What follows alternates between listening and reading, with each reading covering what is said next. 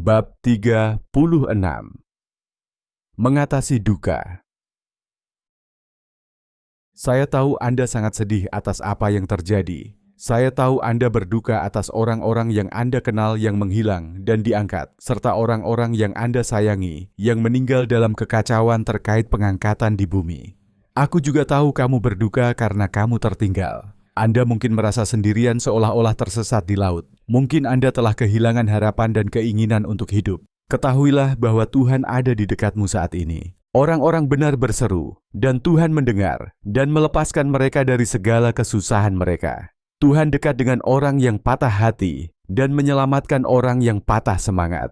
Mazmur 34, 17-18. Sedangkan bagi orang-orang yang menghilang pada saat pengangkatan, Anda dapat merasa lega dengan mengetahui bahwa mereka sekarang bersama Yesus dalam tubuh baru yang mulia. Rasul Paulus menjelaskan hal itu kepada kita dalam ayat-ayat ini. Daging dan darah adalah referensi tubuh fisik Anda saat ini. Tidur mengacu pada kematian. Sekarang aku katakan ini, saudara-saudara, bahwa daging dan darah tidak dapat mewarisi kerajaan Allah. Dan begitu pula yang binasa mewarisi yang tidak binasa. Lihatlah, aku memberitahumu sebuah misteri. Kita tidak akan tidur semuanya, tetapi kita semua akan diubah dalam sekejap mata pada saat sangkakala terakhir dibunyikan. Sebab sangkakala akan berbunyi dan orang-orang mati akan dibangkitkan dalam keadaan yang tidak dapat binasa dan kita semua akan diubah. Karena tubuh yang fana ini harus menjadi tidak dapat binasa dan yang fana ini harus mengenakan keabadian. Tetapi ketika tubuh yang fana ini menjadi tidak dapat binasa dan yang fana ini mendapatkan keabadian, maka apa yang tertulis akan terjadi? Kematian ditelan dalam kemenangan. 1 Korintus 15, 50-54. Jika Anda beriman kepada Yesus Kristus, Anda akan bertemu mereka lagi. Itu adalah janji dari Tuhan kita yang Maha Kuasa dan Maha Mengetahui karena rumah kekal Anda juga ada bersama Yesus. Meskipun saya belum pernah mengalami kesedihan seperti yang Anda alami saat ini, saya mengenal seseorang yang mengalaminya. Namanya Ayub. Dari semua tokoh dalam Alkitab, Ayub adalah seseorang yang dapat Anda kenali. Mari kita lihat apa yang terjadi pada Ayub dan bagaimana dia mampu mengatasi kesedihannya yang luar biasa. Alkitab memberitahu kita bahwa Ayub adalah orang benar, penuh integritas, dan setia kepada Tuhan. Ia juga dikaruniai 10 anak, tanah, dan banyak ternak. Dia bahkan orang terkaya di kotanya. Suatu hari semua itu berubah karena percakapan mengenai Ayub yang terjadi di surga. Tuhan sedang berbicara dengan setan, dan dia bertanya kepada setan apa yang sedang dia lakukan. Setan berkata, dia telah mengawasi semua orang di bumi. Tuhan kemudian bertanya kepada setan, apakah dia memperhatikan hambanya Ayub dan seberapa setia dia? Setan memang telah mengawasi Ayub dan mengatakan kepada Tuhan bahwa satu-satunya alasan Ayub begitu setia adalah karena Tuhan melindunginya dan membuatnya makmur dalam segala hal yang dilakukannya. Bahwa jika Tuhan menghilangkannya, maka Ayub akan mengutuk Tuhan. Maka Tuhan mengizinkan setan menguji Ayub dengan melakukan apapun yang dia inginkan terhadap Ayub, kecuali menyakitinya secara fisik. Dalam ayat-ayat ini, anak-anak Allah mengacu pada malaikat. Sekarang, pada hari ketika anak-anak Allah datang menghadap Yahweh, setan juga datang di antara mereka. Tuhan berkata kepada setan, "Dari mana asalmu?" Kemudian setan menjawab Yahweh dan berkata, "Dari berjalan bolak-balik di bumi, dan dari berjalan naik turun di dalamnya." Tuhan berkata kepada setan, "Sudahkah kamu mempertimbangkan hambaku Ayub? Sebab tidak ada seorang pun di bumi yang seperti dia, orang yang tak bercacat dan jujur, yang takut akan Tuhan dan menjauhi kejahatan." Kemudian setan menjawab Yahweh dan berkata, "Apakah Ayub tidak takut akan Tuhan? Bukankah kamu sudah membuat pagar sekelilingnya, sekeliling rumahnya, dan sekeliling segala miliknya pada segala sisinya? Engkau telah memberkati pekerjaan tangannya, dan kekayaannya bertambah di bumi. Tapi ulurkan tanganmu sekarang, dan sentuhlah semua yang dimilikinya, dan dia akan meninggalkanmu di hadapanmu." Ayub 1, 6-11. Setan sedang bersenang-senang. Dalam satu hari, kehidupan Ayub hancur. Satu demi satu utusan datang dan menyampaikan kabar buruk kepada Ayub.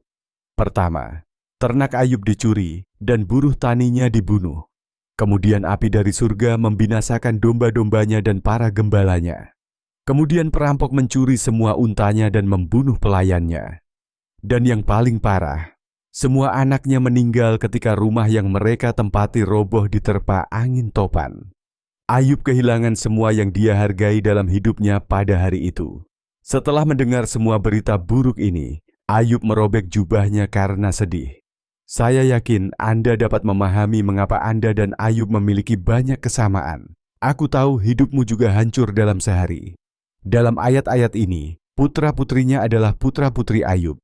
Pada suatu hari ketika anak laki-laki dan anak perempuannya sedang makan dan minum anggur di rumah kakak laki-laki mereka yang tertua, datanglah seorang utusan kepada Ayub dan berkata, "Lembu-lembu sedang membajak, dan keledai-keledai sedang makan di samping mereka, dan orang-orang Sabean menyerang, dan membawa mereka pergi.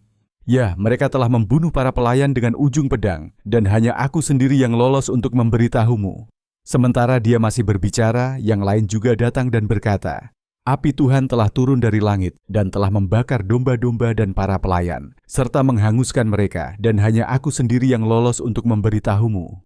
Sementara dia masih berbicara, datanglah orang lain dan berkata, "Orang-orang Kasdim membuat 3 kelompok, lalu menyerang unta-unta itu, dan membawa mereka pergi, ya, dan membunuh para pelayan itu dengan ujung pedang. Dan aku sendiri yang lolos untuk memberitahumu." Sementara dia masih berbicara, datanglah juga seorang yang lain dan berkata, "Anak-anakmu laki-laki dan perempuanmu sedang makan dan minum anggur di rumah kakak laki-laki mereka yang tertua. Dan lihatlah, datanglah angin kencang dari padang gurun, dan menerpa keempat sudut rumah itu, dan menimpa orang-orang muda itu, sehingga mereka mati. Aku sendiri yang lolos untuk memberitahumu."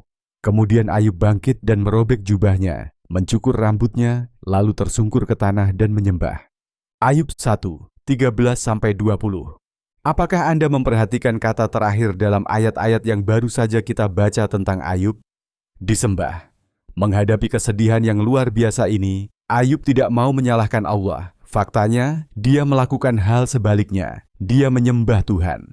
Itu berarti dia menunjukkan rasa hormat dan hormat kepada Tuhan. Saya yakin ibadahnya termasuk berdoa kepada Tuhan dan berbicara dengannya tentang apa yang terjadi dan bagaimana perasaannya. Dalam semua hal ini, Ayub tidak berbuat dosa atau menuduh Tuhan melakukan kesalahan. Ayub 1, 22. Ayub menyadari bahwa Tuhan memberikan apa yang dimilikinya, dan Tuhan telah mengambilnya. Tuhan dan iblis kembali berbincang tentang Ayub. Dan kita belajar dari Tuhan bahwa Ayub menjaga integritasnya, menghormati Tuhan, dan menjauhi kejahatan meskipun semua hal mengerikan itu menimpanya. Tuhan berkata kepada setan, "Sudahkah kamu memperhatikan hambaku Ayub? Sebab tidak ada seorang pun di bumi yang seperti dia, orang yang tak bercacat dan jujur, yang takut akan Tuhan dan menjauhi kejahatan. Dia tetap menjaga integritasnya, meskipun kamu menghasutku untuk menentangnya, untuk menghancurkannya tanpa alasan." Ayub 2, 3. Itulah yang juga harus Anda lakukan. Namun saya tahu itu adalah pil yang sulit untuk diterima saat ini, karena saya tahu bahwa dalam kesedihan Anda juga sangat marah dan getir.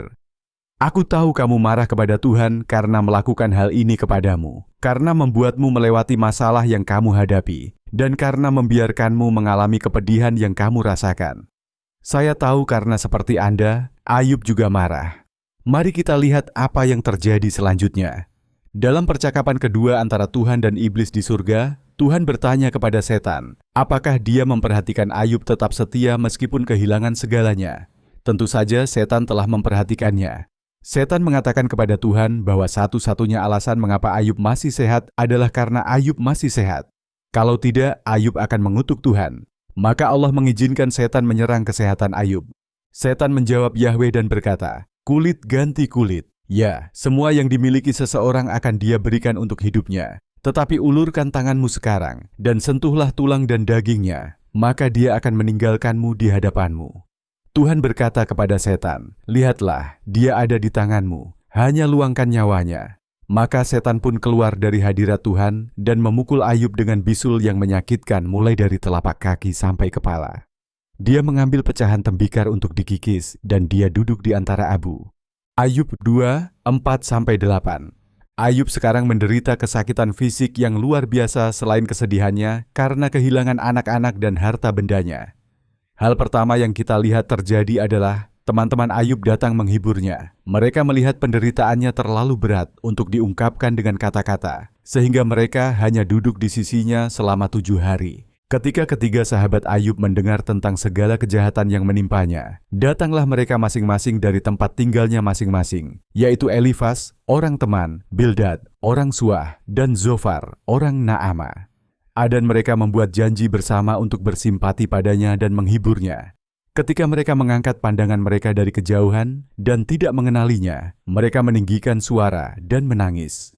Dan mereka masing-masing merobek jubahnya dan menaburkan debu di kepala mereka ke arah langit. Maka mereka duduk bersamanya di tanah selama 7 hari 7 malam, dan tidak ada seorang pun yang berbicara kepadanya, karena mereka melihat bahwa kesedihannya sangat besar. Ayub 2, 11-13. Ayub mengizinkan teman-temannya menghiburnya dengan kehadiran mereka. Saya sarankan Anda melakukan hal yang sama. Jangan mengasingkan diri dan bersedih sendirian. Ada orang lain di antara Anda yang tahu persis apa yang Anda alami saat ini. Jika Anda tidak tahu harus berkata apa kepada satu sama lain, tidak apa-apa. Nikmati kehadiran satu sama lain dan ketahuilah bahwa Anda tidak sendirian. Tanggapan awal Ayub terhadap kesedihan tambahan ini adalah kesadaran lebih lanjut bahwa ia menerima hal-hal baik dari Tuhan, maka ia juga harus menerima hal-hal buruk. Dalam ayat-ayat ini, istrinya adalah istri Ayub dan dia sedang berbicara kepada Ayub. Kemudian istrinya berkata kepadanya, "Masihkah kamu menjaga keutuhanmu? Tinggalkan Tuhan dan mati." Namun dia berkata kepadanya, "Kamu berbicara seperti salah satu wanita bodoh yang berbicara. Apa? Akankah kita menerima kebaikan di tangan Tuhan? Dan tidakkah kita menerima kejahatan?" Dalam semua ini Ayub tidak berbuat dosa dengan bibirnya. Ayub 2, 9-10. Namun kemudian kesedihannya berubah menjadi depresi, dan hal itu menenggelamkan Ayub. Ayub berharap dia tidak pernah dilahirkan. Dia sangat putus asa, sehingga dia tidak bisa makan, dan dia tidak bisa berbicara. Dia hanya bisa mengerang. Dia tidak memiliki kedamaian atau istirahat. Hal yang paling dia takuti telah terjadi padanya. Setelah itu Ayub membuka mulutnya dan mengutuk hari kelahirannya. Ayub menjawab, "Sebab keluh kesahku datang sebelum aku makan. Keluhanku tercurah seperti air. Karena apa yang aku takuti, itulah yang menimpa aku. Itulah yang aku takuti. Itulah yang mendatangi aku. Aku tidak tenang. Aku juga tidak tenang. Dan aku juga tidak mendapat istirahat. Betapi masalah datang." Ayub ketiga, 1-2, 24-26. Ayub hidup dalam ketakutan dan penuh kesedihan. Ayub adalah orang yang berbicara dalam ayat-ayat ini. "Saya hidup dalam ketakutan sekarang. Kehormatanku hilang tertiup angin, dan kesejahteraanku lenyap bagaikan awan. Dan sekarang hidupku merembes jauh. Depresi menghantui hari-hariku." Ayub 30, 15-16. Terjemahan Hidup Baru. Tanggapan Ayub selanjutnya adalah mencurahkan isi hatinya kepada Tuhan. Dia berbagi bebannya dengan Tuhan. Ayub adalah orang yang berbicara dalam ayat-ayat di bawah ini. Dia mengatakan kepada Tuhan betapa beratnya penderitaan yang dia alami. Lebih berat dari semua pasir di lautan. Wow. Kemudian Ayub menjawab, "Oh, sekiranya penderitaanku telah ditimbang, dan seluruh musibahku sudah ditimbang. Karena saat ini beratnya lebih berat daripada pasir di lautan. Oleh karena itu kata-kataku gegabah." Ayub 6, 1-3. Ya Allah, ingatlah bahwa hidupku hanya sebatas nafas, dan aku tidak akan pernah lagi merasakan kebahagiaan. Saya tidak bisa menahan diri untuk tidak berbicara. Aku harus mengungkapkan kesedihanku. Jiwaku yang pahit harus mengeluh. Ayub 7, 7-11 terjemahan Hidup Baru. Anda perlu melakukan hal yang sama. Lebih dari segalanya, Anda perlu berbicara dengan Tuhan. Dia tahu Anda berduka, marah, getir, dan takut. Tuhan akan mengambil beban dan kesedihanmu. Karena itu rendahkanlah dirimu di bawah tangan Tuhan yang perkasa, supaya Dia meninggikan kamu pada waktunya, dan serahkan segala kekhawatiranmu kepadanya, karena Dia memperhatikan kamu. Pertama Petrus 5, 6-7. Kamu mencatat semua kesedihanku. Kamu telah mengumpulkan semua air mataku di botolmu. Anda telah mencatat masing-masing di buku Anda. Mazmur 56, 8 terjemahan Hidup Baru. Sebagai imbalannya, Tuhan akan memberi Anda kedamaiannya. Yesus menggambarkan kedamaian yang Dia berikan kepada kita dalam ayat-ayat ini. Oleh karena itu sekarang kamu mempunyai duka cita. tetapi aku akan menemuimu lagi, dan hatimu akan bersukacita, dan tidak ada seorang pun yang akan merampas kegembiraanmu darimu. Hal-hal ini sudah kukatakan kepadamu, supaya di dalam aku kamu boleh mendapat damai sejahtera. Di dunia ini kamu mempunyai masalah. Tetapi jangan bersorak, saya telah mengatasi dunia. Yohanes 16, 22-33. Saya ingin memperingatkan Anda tentang kemarahan yang Anda rasakan. Jangan sampai hal ini berubah menjadi kepahitan seperti yang dialami Ayub. Dalam kesengsaraannya, Ayub mulai menyangkal kebenaran Tuhan. Ayub mengatakan kepada Tuhan bahwa dia menghancurkan harapannya, bahwa Tuhan membencinya, dan bahwa Tuhan tidak mendengarkan rintihan dan teriakan minta tolong manusia. Ayub mulai iri pada orang jahat karena mereka makmur, namun dia tidak melakukannya. Dia khawatir orang jahat tidak akan dihakimi atas perbuatannya. Ayub percaya bahwa Tuhan mengambil haknya dan membuat jiwanya pahit. Anda tahu, kemarahan Ayub berubah menjadi pemberontakan melawan Tuhan. Dalam ayat di bawah ini, Ayublah yang berbicara. Ketahuilah sekarang bahwa Tuhan telah menumbangkanku dan telah mengepungku dengan jaringnya. Lihatlah, aku berseru karena kesalahan, tetapi aku tidak didengarkan. Saya menangis minta tolong, tetapi tidak ada keadilan. Dialah yang menutup jalanku sehingga aku tidak dapat melewatinya, dan dialah yang menjadikan kegelapan di jalanku. Dia telah melucuti kemuliaanku dan merampas mahkota dari kepalaku. Dia telah menghancurkanku dari segala sisi, dan aku pun pergi. Dia telah memetik harapanku seperti pohon. Ayub 19, 6-10. Jiwaku lelah dengan hidupku. Saya akan memberikan kursus gratis untuk keluhan saya. Aku akan berbicara dalam kepahitan jiwaku. Aku akan memberitahu Tuhan, jangan salahkan aku. Tunjukkan pada saya mengapa Anda menentang saya. Apakah baik bagimu kalau kamu menindas, meremehkan pekerjaan tanganmu, dan tersenyum mendengar nasihat orang fasik? Meskipun kamu tahu bahwa aku tidak jahat, tidak ada seorang pun yang dapat melepaskan dari tanganmu. Namun kamu menyembunyikan hal-hal ini di dalam hatimu. Aku tahu ini bersamamu. Jika aku berdosa, maka kamu tandai aku. Anda tidak akan membebaskan saya dari kesalahan saya. Kalau begitu, mengapa kamu mengeluarkan aku dari rahim? Saya berharap saya telah melepaskan semangat dan tidak ada mata yang melihat saya. Seharusnya aku bersikap seolah-olah aku tidak melakukannya. Seharusnya aku digendong dari rahim sampai ke liang kubur. Bukankah hari-hariku sedikit? Berhenti. Tinggalkan aku sendiri, agar aku dapat menemukan sedikit penghiburan. Sebelum aku pergi ke tempat di mana aku tidak akan kembali lagi, ke tanah kegelapan dan bayang-bayang kematian. Ayub 10, 1-3, 7, 13-14, 18-21. Ayub berdebat dengan Tuhan, mengutuk Tuhan dan memberi petunjuk kepada Tuhan. Dia mengira Tuhan tidak adil. Dia diperlakukan tidak adil karena dia tidak melakukan kesalahan apapun.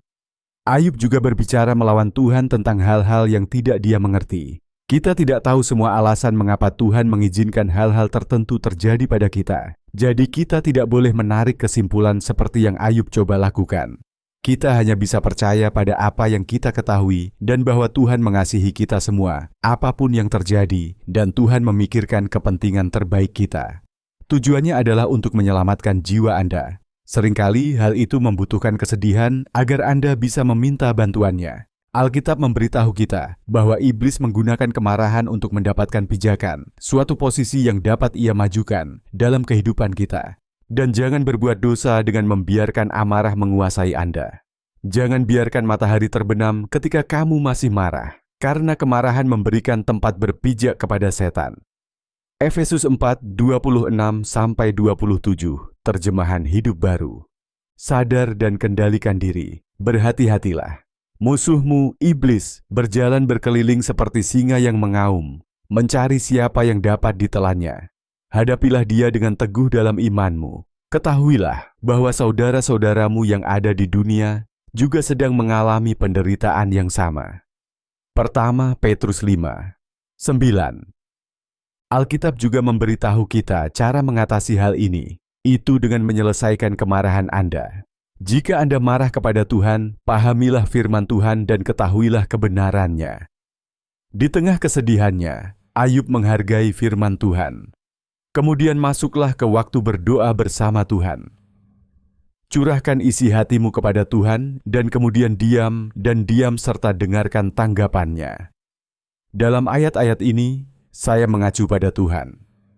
Hai anakku, jika kamu mau menerima kata-kataku dan menyimpan perintah-perintahku di dalam dirimu, sehingga kamu dapat mendengarkan hikmat dan menggunakan hatimu untuk memahami. Dan ya, jika Anda berseru meminta kearifan dan meninggikan suara Anda untuk meminta pengertian, jika kamu mencarinya seperti perak dan mencarinya seperti harta terpendam, maka kamu akan memahami rasa takut akan Tuhan dan menemukan pengetahuan tentang Tuhan. Amsal 2, 1-5. Aku bersukacita atas firman-Mu seperti orang yang menemukan harta karun yang besar. Mazmur 119, 162, terjemahan hidup baru. Ayub lebih menghargai firman Tuhan daripada makanan ketika dia menderita dan putus asa. Dia tidak bisa makan secara fisik karena dia sangat sedih, tapi dia bisa mendengarkan firman Tuhan. Ayublah yang berbicara di sini. Aku belum menyimpang dari perintah bibirnya. Aku lebih menghargai perkataan mulutnya daripada makanan yang kuperlukan. Ayub 23:12. Ayub berpikir, Tuhanlah yang harus menghukum orang lain, dan bukan dia karena dia tidak pernah berbuat dosa. Tuhan menanggapi permohonan Ayub untuk memahami dosa apa yang telah dia lakukan. Tuhan memberitahu Ayub bahwa dia mengucapkan kata-kata bodoh, bahwa dia berdebat dengan Tuhan, dan bahwa dia mengkritik Tuhan. Dosa Ayub adalah kesombongan. Ayub mengira dia lebih tahu daripada Tuhan. Hal itu pasti sulit didengar oleh Ayub. Kemudian Tuhan menjawab, Ayub dari dalam angin puyuh. Siapakah orang yang mengaburkan nasihat dengan kata-kata tanpa pengetahuan?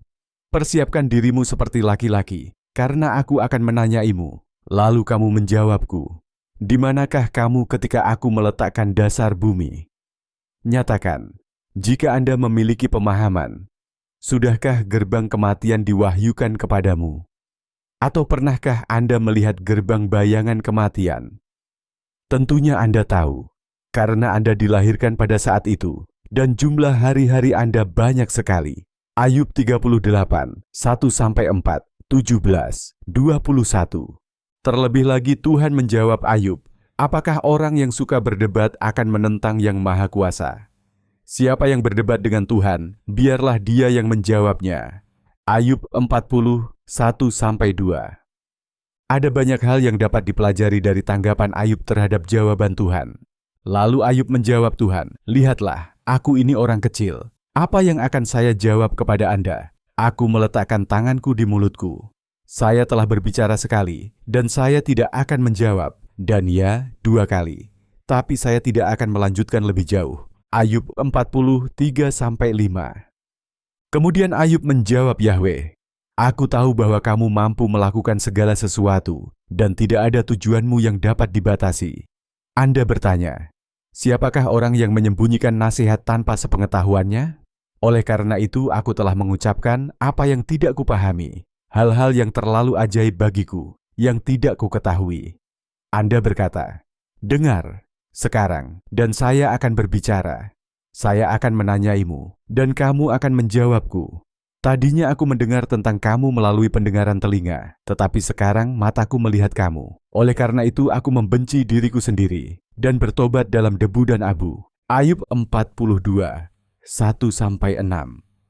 Ayub mengatakan kepada Tuhan bahwa dia bukan siapa-siapa, bahwa dia terlalu banyak bicara, dan tidak ada hal lain yang perlu dikatakan.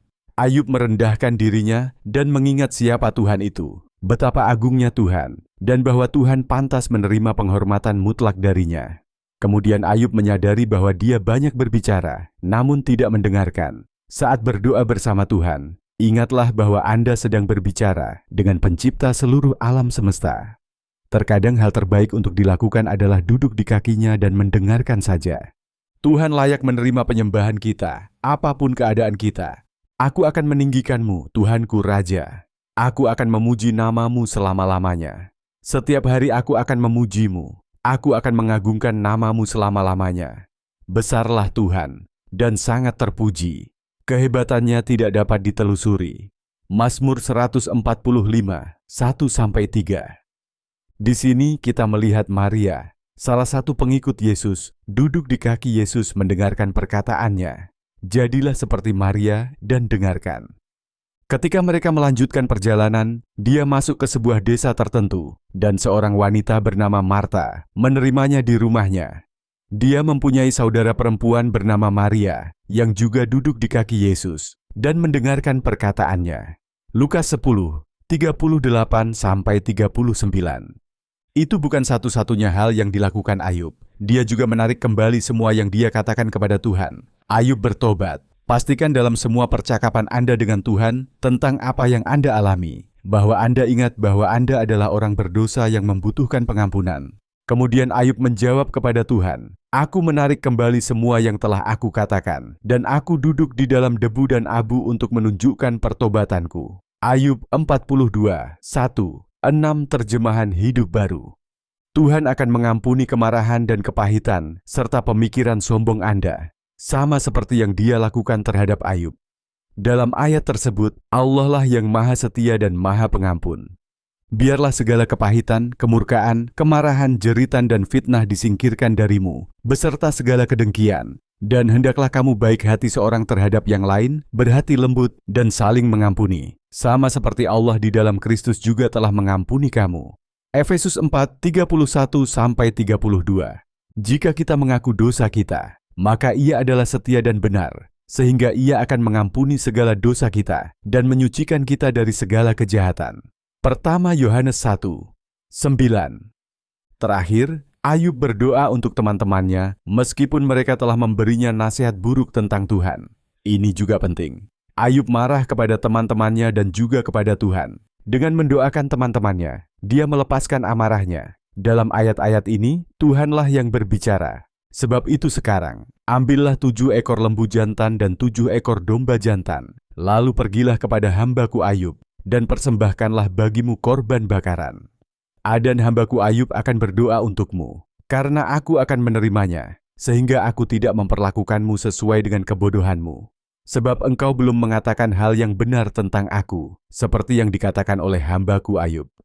Maka berangkatlah Elifas, orang teman, Bildad, orang Suah, dan Zofar, orang Naama, dan melakukan apa yang diperintahkan Tuhan kepada mereka. Lalu Tuhan menerima Ayub.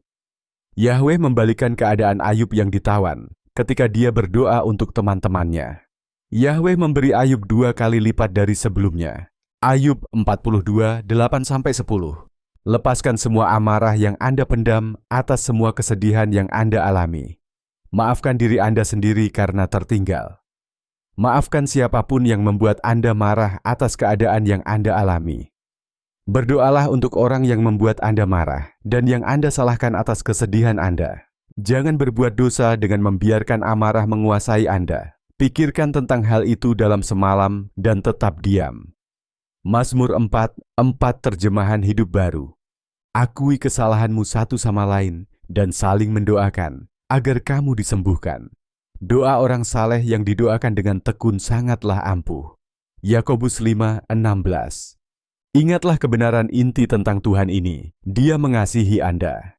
Salah satu teman Ayub menunjukkan kepada Ayub bahwa Tuhan menggunakan penderitaan untuk menyelamatkan manusia. Begitulah cara Tuhan menarik perhatian sebagian orang. Melalui semua kesulitan yang Anda alami, saya berharap Tuhan memberikan perhatian Anda sekarang. Ketahuilah bahwa niatnya adalah untuk menyelamatkan Anda. Dalam ayat ini, penyelamatan mengacu pada Tuhan. Namun melalui penderitaan mereka, Dia menyelamatkan mereka yang menderita. Karena Dia mendapatkan perhatian mereka melalui kesulitan. Ayub 36, 15 terjemahan hidup baru. Jauh di lubuk hati, Ayub juga mengetahui hal ini. Dalam kesedihannya, dia memberitahu teman-temannya bahwa ujian Tuhan akan memurnikannya seperti emas. Ayub adalah orang yang berbicara dalam kitab suci ini. Tapi dia tahu jalan yang aku ambil. Ketika dia telah mengujiku, aku akan keluar seperti emas. Kakiku sudah berpegang teguh pada langkahnya. Aku tetap mengikuti jalannya dan tidak menyimpang. Aku belum menyimpang dari perintah bibirnya.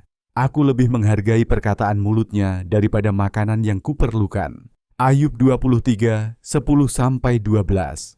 Emas. Firman Tuhan berkali-kali memberitahu kita bahwa kita semua dimurnikan seperti emas. Dalam ayat-ayat ini, saya mengacu pada Tuhan.